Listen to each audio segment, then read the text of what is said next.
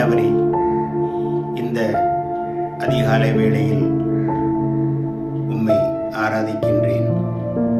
இன்னும் ஒரு நாளை எனக்கு கொடுத்தமைக்காக நன்றி கூறுகின்றேன். ஆண்டவரே, நான் தினமும் நீர் கொடுத்த 10 கட்டளைகளின்படி நடந்து நான் ஒரு நல்ல பிள்ளையாக இந்த பூமியில் வாழ வழி செய்யும் ஐயா.